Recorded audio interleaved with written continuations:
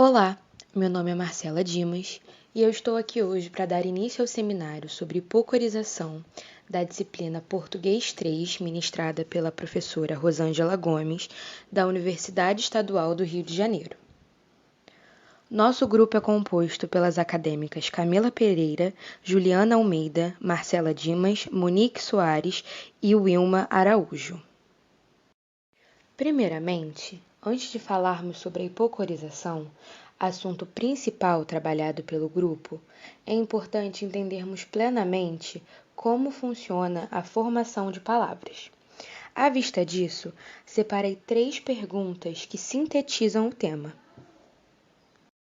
A primeira é a definição de formação de palavras, que consiste em um processo de diversas combinações de morfemas. A princípio, esse conceito parece muito simples. No entanto, a dúvida principal que vem em nossa cabeça quando pensamos em formação de palavras é o porquê formaríamos novas palavras. Já existem tantas palavras no português, qual é o motivo pelo qual a gente forma novas palavras?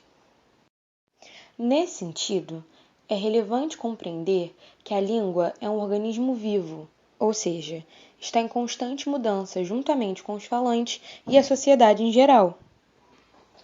Nós falantes criamos novas palavras quando queremos nos referir a algo, alguma situação ou alguma coisa, mas não conhecemos palavras que tenham significado suficiente para expressar aquilo que nós queremos dizer.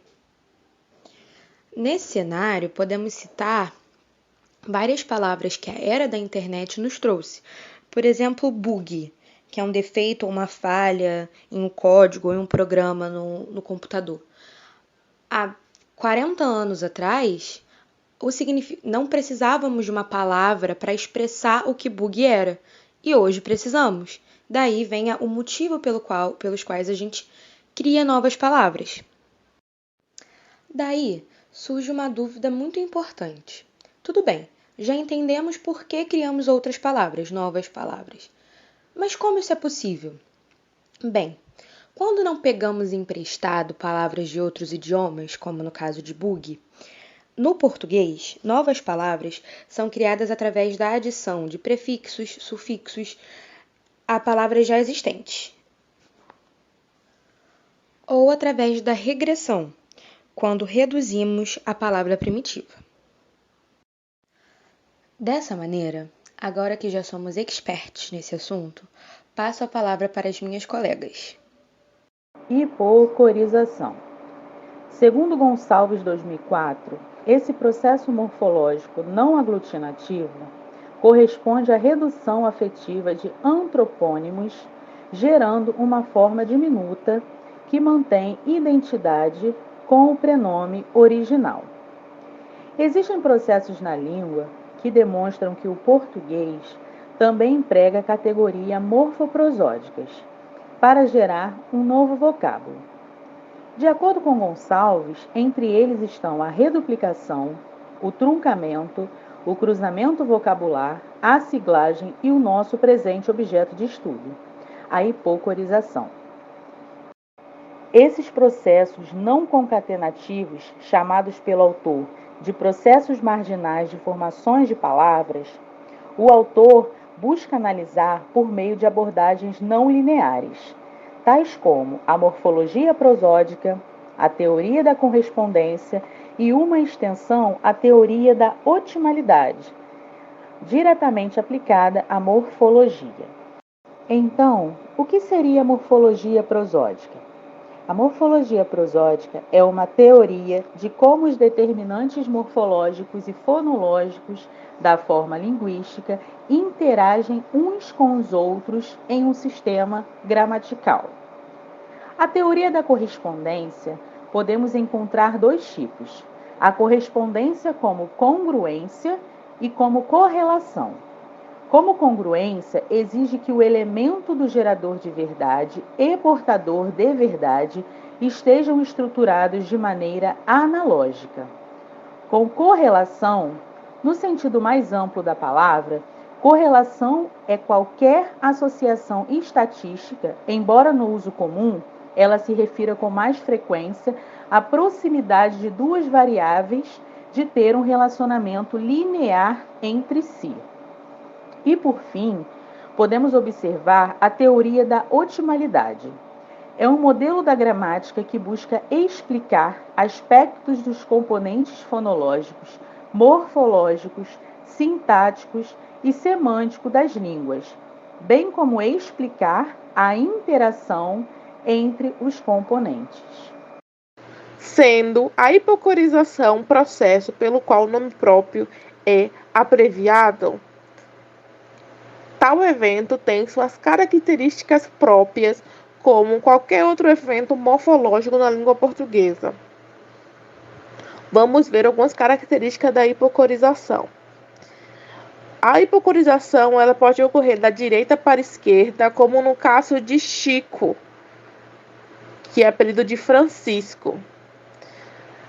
Quando o evento ocorre da direita para a esquerda, nós usamos as duas últimas sílabas para formar o apelido. Lembrando que nem todo apelido é uma hipocorização, mas a hipocorização é caracterizada como um apelido. Outra forma de ocorrer a hipocorização é da esquerda para a direita, como no exemplo de Magá, que é apelido de Magali, ou Willy, que provém de Williane, Lili, que vem de Liliane. No segmento da esquerda para a direita, nós podemos ter consoante, vogal, como no caso de Lili, o consoante, vogal e consoante, como no caso de Mag, referindo-se a Magali. O evento da hipocorização também pode ocorrer reduplicando a sílaba tônica, como no caso de Dedé, derivado de André, ou a reduplicação da primeira sílaba, como Cacá, sendo o apelido de Carlos. O processo hipocorístico não forma palavras novas, como já foi dito. Então, não vemos aglutinação ou justaposição. Não temos radicais juntando-se a fim de formar palavras novas. A hipocorização é usada especificamente para nomes próprios, como apelidos. São especificamente apelidos, trazendo um sentido de um carinho por entes queridos de família, pessoas próximas, amigos. É uma forma de tratamento ao qual não se perde o valor do nome quando é usado. Então, nesse momento, nós trataremos sobre a função do hipocorismo, como também faremos a distinção entre o hipocorismo e o truncamento. Bom, o hipocorismo refere-se a uma forma resultante da alteração do prenome. É importante destacar um conceito de intimidade. É uma forma fonética que tem como objetivo suavizar ou atenuar o som da palavra de que se origina. Sabemos que o apelido é uma titulação individualizadora que aponta determinada característica de algo ou alguém, sem relação com o prenome. Por exemplo, eu posso apelidar uma criança chamada Fernando de Pimenta, visto que ele tem um comportamento levado, ou seja, ser levado é ser pimenta, é uma característica de Fernando. Então, aqui a gente pode ver que a escrita não tem relação alguma ao prenome Fernando. Diferentemente, Pimenta não tem relação com Fernando. Mas quando se trata do hipocorismo, nesse caso, o Fernando se chamaria de Fer. Então, nós vemos um caso de uma forma reduzida do nome Fernando, apresentando, então, um caso de hipocorismo. Agora, se tratando da diferença entre a hipocorização e o truncamento. A hipocorização, como o truncamento, são fenômenos que envolvem a diminuição do corpo fonético, mas que, apesar disso, há diferença entre os dois processos. Vejamos algumas diferenças. O truncamento tem como base a categoria dos nomes próprios, comuns e ainda perpassa, dependendo do contexto, por alguns adjetivos. Já a hipocorização é fiel somente à utilização dos nomes próprios.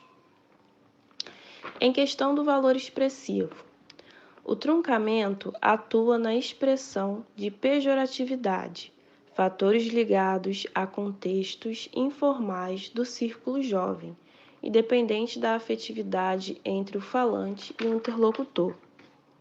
Como já mencionado, a hipocorização tem relação com a afetividade e grau de intimidade, por isso se dá no âmbito familiar ou no ciclo de amigos. E ainda falando em relação ao valor expressivo, cabe mencionar que a hipocorização, quando composta de uma única sílaba, pode estar passível de uma reduplicação e ainda mostrar mais afetividade. Vejamos no exemplo. Por exemplo, uma pessoa que se chama Juliana. Quando a gente a chama de Juju, nós percebemos um grau de afetividade, mas quando chamamos ela de Ju, nós ainda percebemos mais ainda uma afetividade, em dobro. O truncamento já não demonstra uma intensificação quando se comparamos às formas monossílabas. Por exemplo, a palavra pós-graduação, quando a gente classifica como pós, simplesmente acontece. A gente não percebe essa afetividade como acontece na hipocorização. A hipocorização também forma palavras mínimas, com o limite de 2 sílabas, que privilegia a marcação sobre a fidelidade. Já o truncamento não forma necessariamente palavras mínimas, podendo apresentar 2 ou 3 sílabas. Por exemplo, a palavra madrugada. Quando eu falo madruga, não é uma... São 3 sílabas no caso.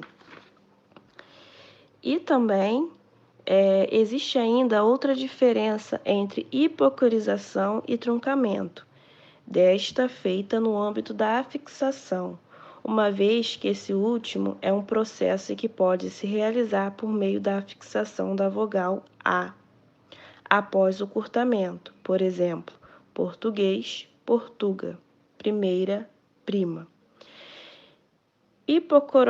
Hipocorísticos, por sua vez, não são passíveis da afixação de qualquer vogal. Portanto, então concluímos que o truncamento e a hipocorização são fenômenos distintos que, embora envolvam um encurtamento da palavra matriz, cada qual possui sua especificidade.